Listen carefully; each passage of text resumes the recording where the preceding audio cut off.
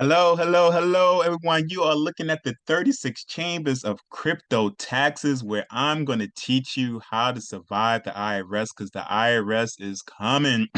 My name is Jamaal Solomon, aka Crypto J. I'm a tax accountant. I represented over 200 people in front of the IRS and various tax departments. I have an enrolled late agent license, which basically means I'm federally authorized to represent people in front of the IRS and any state tax department in the United States. So listen, guys, I don't sell you a dream. I'm just trying to save you from heartaches, pains, and IRS letters because the IRS is coming. It is 2022 right now, 2023 and beyond. They say, hey, look, I want my money. And you will be getting letters and you will be getting threats. But listen, guys, if you are informed, if you're aware about your rights and your obligations, you'll be all right. So for this series, we're going to talk about best protect your crypto assets. You know, if you don't know by now, I'm a big Wu-Tang fan. Figure it out. We're going to talk about using the IRS Taxpayers Bill of Rights to help you survive a tax audit. It's going to be just like any other audit, guys. Audits is basically they're going to say, "Hey, John, it looks like you sold about $100,000 worth of crypto. Prove it, because if not, we believe you owe $60,000, including interest and penalties. And it's up to you to say, no, you didn't include the cost basis and the fees and all the other stuff. Let's reduce that bad boy." But however, you need to know your rights. You can't let the IRS intimidate you. You can't have a tax representative such as myself or your regular tax accountant that doesn't know how to respond accordingly to the IRS. And like I want to go over is the Bill of Rights. There's 10 of them. With each video, you're going to notice I am not going over 10 in one video. That's insane. I don't even want to listen to that. So we're going to go over them one by one, right?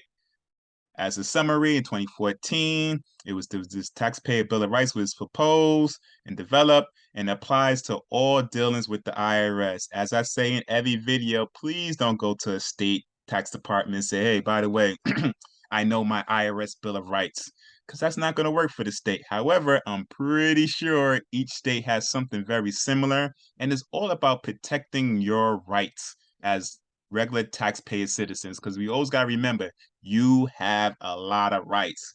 But if you don't know about it, you could get taken advantage of. So we have these 10 right here. And today we're going to go over the right to appeal an IRS decision in an independent forum. I see my screen is blocking it. That has to be the longest right ever. The right to appeal the IRS decision in an independent forum. Oh man, that just looks intimidating. But it's gonna be all right, guys, because I'm gonna help you guys out. All right. Taxpayers are entitled to fair and impartial administrative appeal of most IRS decisions, including many penalties, and have the right to receive written response regarding the Office of Appeals decision. Taxpayers generally have the right to take cases to the courts. So listen, guys. So look at the scenario. You responded to an IRS letter to say, "Hey, Bill, you owe $100,000," and you responded back. You said, "Nah, IRS, I really don't. Nope, nope, nope, nope. I disagree. I didn't sell this crypto. I didn't transfer this crypto. I got proof that this was not a taxable transaction," whatever that may be to you. Now, if you are correct, even if you're wrong, you have the right to say, "Nah, IRS, I disagree with you. I know you said you looked into the matter, you saw my evidence, and I disagree that you disagree with me." It's not over. A lot of people think it's over, but it's not over. You have a lot more options. You have appeal rights. But with appeal rights, A, you got to know they exist, and B, you got to be on point with the deadlines. When they have certain things like 30 days, 40 days, 60 days for a response, you have to be within those time range or you're not going to have it. So the main thing right here is that if the IRS should disagree with your, your proof, you have options and you can appeal. And then you can even take it higher to the tax court.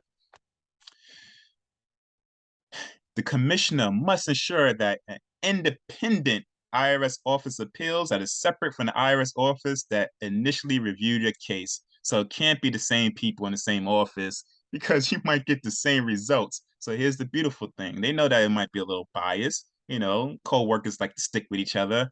So they like to have it in a different office than originally rejected um, your response. So do know that generally appeals cannot discuss a case with the IRS unless you or your representative, hi, me, Jamaal Crypto J, is given the opportunity to be present. So basically, they just can't like do your case without you. Like we have to know. We have to be in full communication with the appeal officer. They just can't say, "Oh, by the way, last Thursday, yeah, I spoke to Barbara, and yeah, she disagreed with you too." No, everybody needs to be on the same page, and they need to know what's going on with your particular case. The IRS must ensure that appeals officer is regularly available within each state. All right, there used to be a problem. I don't know if there's still a problem now, but every state, there was some states that didn't have appeal officers. Um, so basically, your state by now should have one because it's the year 2022, and I'm pretty sure the IRS is doing a lot better. But do know, even if you're in Idaho, you could probably find one. And no disrespect to Idaho, it sounds like a great state, but yeah, New York sounds a little better. Shout out to my state, New York.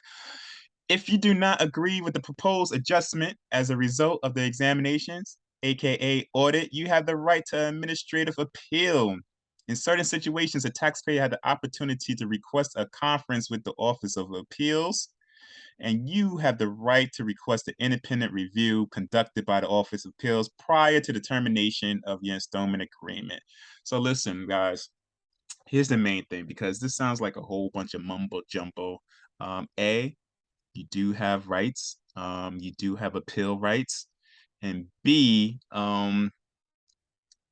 you have to know that this stuff actually exists. It's good to know, like, oh yeah, Jamal said appeals, but you have to know this exists. Now, I want y'all to know that I'm just not making this up. I'm not just saying, hey, in the perfect world, the IRS should do this, this.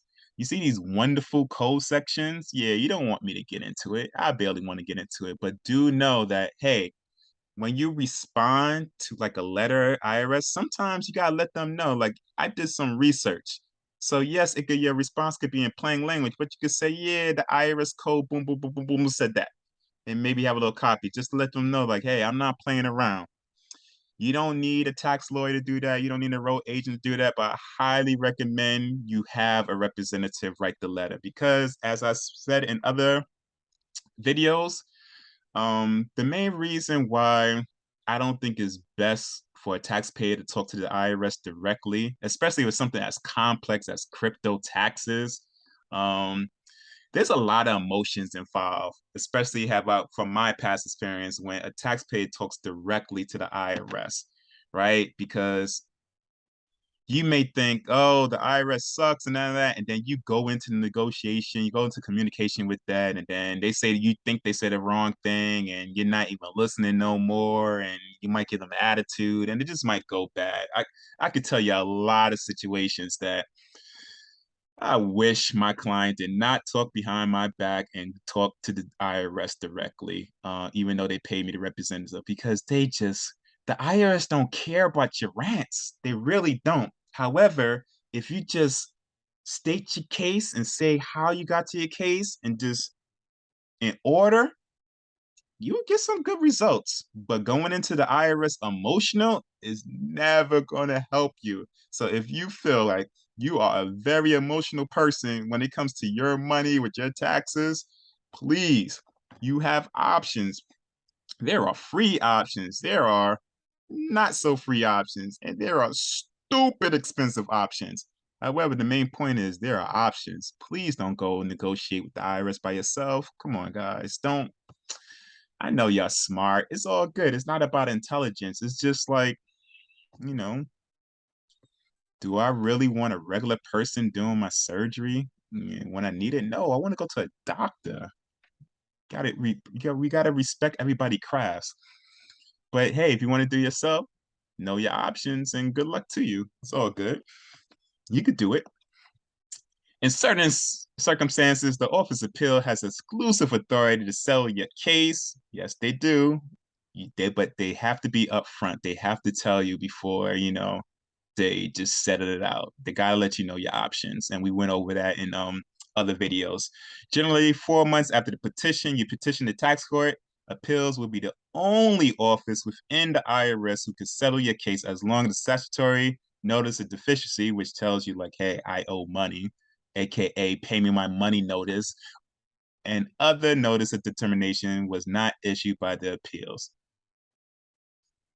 So this is why I'm saying it goes a little more than just knowing that you have appeal rights. You got to know how these letters relate to them. You got to know how these deadlines go into it. You got to know all that stuff because it all plays a major part. And if you just miss one step, it could mean tens of thousands of dollars. And you don't want to get into a situation that you're going to be forced to sell your crypto assets. And next thing you know, that's a taxable transaction. It's just crazy. So do your research or have a tax representative such as myself that knows, okay, how everything, what's the importance of these deadlines, and that takes them very seriously. Generally, you're entitled to request the collection due process hearing to dispute the first proposed levy action related to your particular liability. So basically, you can have somebody to hear why you dispute, you know, a levy action. A levy action is like, the wage levies, they went into your bank account, they did all type of crazy stuff. And you're like, whoa, why are you doing this to me? You got to explain this. I need an opportunity to state my case, especially in, I don't know if they could get into your crypto now, but I'm pretty sure they're getting close to that fact that they're going to put some exchange pressures on the exchanges, and they'll probably be able to dig their hands into your crypto. So you gotta be very aware. I don't know whether or not they could do that right now, but man, the IRS could get to anything. Anything. And like you said, you always have options. If you disagree with this hearing, you could challenge it in the tax court. Tax court, very difficult. Maybe I might do a video on it, but it's real. It's a real thing. You better come correct. You better come correct, and you better have a representative that specializes in tax court cases.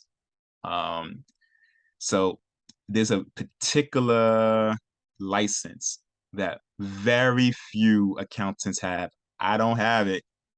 And it's like I forgot what it's called, but you have to pass this extremely hard case to be able to represent people in front of the tax court. I never took the case, never took the test, but you might could find somebody that could. So if you say, oh, you know what, I'm going to take this all the way to the tax court, please find someone that has this tax court license. This is nothing that somebody could lie about, anything like that, right? Because the tax court will not listen to your representative if they do not have this license. So before you pay somebody, you better make sure they have this license. But do know this license is very rare. And so, if somebody say they got the license, they know what they're doing.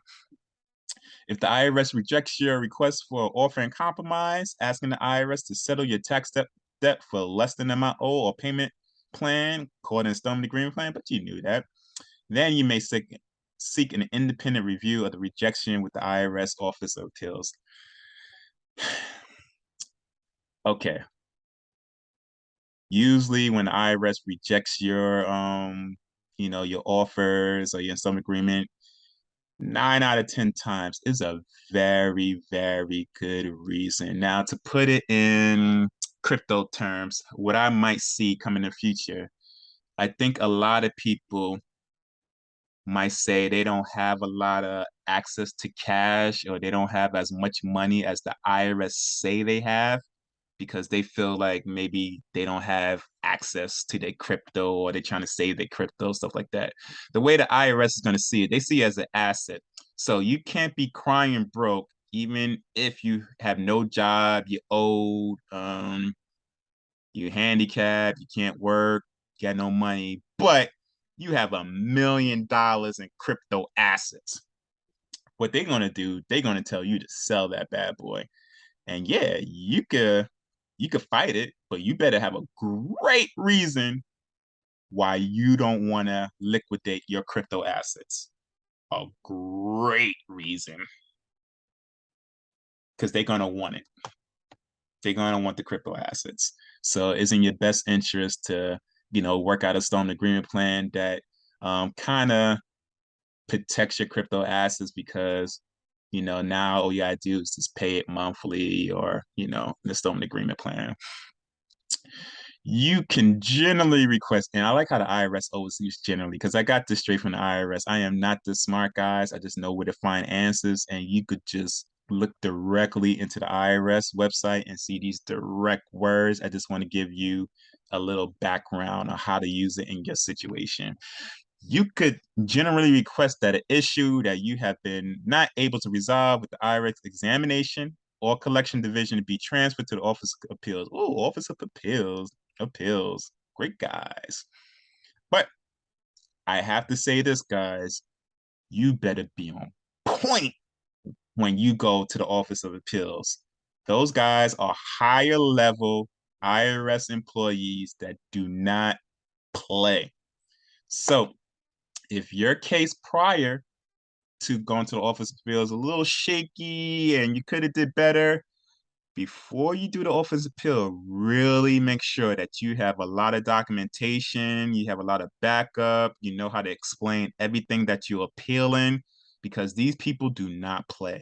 Yeah, I know you have this appeal right, but just because you get appeal doesn't mean it's a slam dunk. You have to be on more point than you were prior when you got rejected, because they don't play. For issues that are unresolved with working with the appeals, you may request a non-binding mediation or binding arbitration. It's very rare. I've done over 200 and it never really got to that point. If you're at that point and you're doing it by yourself, you're doing yourself a great disservice because now it got really, really heavy. It got really heavy. So even if the appeal rejects it, you have options. But the higher you go, guys, if you could just take one thing out of this video, the higher you go up in the IRS ladder, the more on point you have to be. The more important it is to have a representative that know it. When you're at the bottom, yeah, maybe you could do a response and maybe they might like it. If you appeal, the appeals is gonna be like, hey, listen, I see the facts and circumstances. What do you have to prove to me? You gotta be on point. Now, if you appeal the appeals, woo, hey, sometimes people do get they win, but you got to be on extreme extreme point and you have to pay a representative accordingly. You cannot be cheap during this. And I'm just being 100% honest with you. Um that's something that you really need to pay a representative to represent you big time. And it's not going to get resolved over one day. It's going to take months. It may take years. So do know that, guys. Hey, another thing, generally, if you have fully paid the tax or your tax refund claim is denied, or if no action is taken to claim within 6 months, then you can file for a refund suit in the U.S. District Court or the District Court of Federal Claims. I say, man, if you get to that, you may need a lawyer, a tax lawyer. That's all I'm going to say to that. But there may be some people that, especially with crypto, because it's so new and the IRS really want to make examples of people. Some people may have to go this far, unfortunately. Now, 9 out of 10 times, it don't really go this far, guys. It's usually the step below appeals is take care of everything. But sometimes, you got to do what you got to do. In very limited circumstances, man, if they say very limited circumstances, they really mean limited. Let me tell you, limited. You can ask a court to make a determination on certain tax issues prior to there being an actual dispute between you and the IRS. Yeah. Hopefully, don't get that far. But like I said, guys, the more high you go up the IRS ladder, you better have really good reason of why you did. It can't be like, oh, I disagree. Crypto's for the future. Not right now. Maybe in the future. I don't know. Who knows? The IRS might change some things how they view crypto. But for now, they view it as an asset. So you guys got to be on point with this, guys. A Jeopardy levy. Man, if you got a Jeopardy levy, oh, they just don't do Jeopardy levies free willing, man. There's a reason why they coming after you with a Jeopardy levy, because that's very rare. A Jeopardy levy or assessment allows the IRS in very limited circumstances, like I said, very limited. You did something. I don't care. You can tell me whatever you want. You did something for the IRS to do this to you, to bypass normal administration safeguards and protections. For example, the IRS may issue a Jeopardy levy if the IRS has knowledge that the taxpayer is fleeing the country. If the IRS makes a Jeopardy levy or assessment, you have the right to file a lawsuit. Get yourself a tax lawyer. Stop playing. Don't even come to me. Get yourself a tax lawyer. When they use a Jeopardy levy, woo, and the court will determine whether or not the levy or assessment was reasonable under the circumstances and whether the amount is appropriate. So listen, guys. Hey, if you're looking at this video, you're probably a good person. You know, it's all good. However, there may be some people that said, hey, I ain't got no US dollars. I got $1 million in Bitcoin. I'm just gonna flee the country and move to a country that don't care about the United States, so they won't send me back there. And hey, my crypto is non-taxable. I could use it all I want. So listen, guys, circumstances. I believe that there's gonna be some crypto people that they're gonna do some Jeopardy levies on. I don't think it's gonna be a lot, but I think it's gonna be some. And if you're in that position, do know the IRS will find a way to get to your assets, especially if it's under exchange. Exchange got it. So guys, do be aware. I don't know how they could get to it, but I do know the IRS is very powerful and they can make it happen anytime they want. And do know if you go to a tax accountant and a lawyer and they say, and you say you're in danger of a Jeopardy levy, please don't do the woe is me. No, no, no. You did something to have the IRS think that you're a risk because they do not do that a lot. So just be honest with your tax representative, your tax lawyer, and tell them, communicate why the IRS believes you're a risk, because this will help your tax lawyer develop a case to save your crypto assets.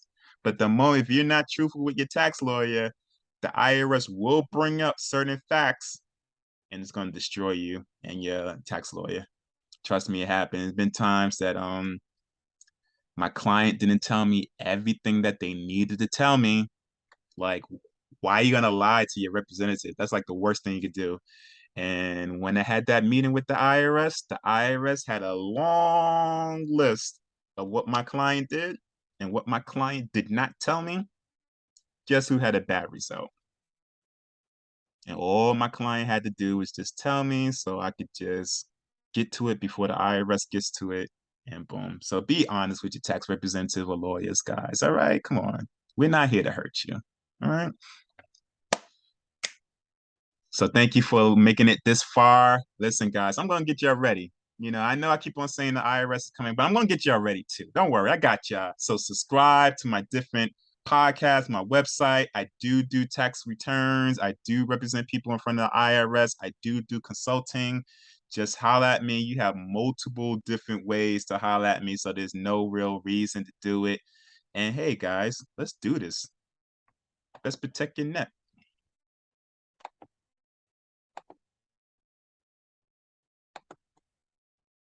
Peace.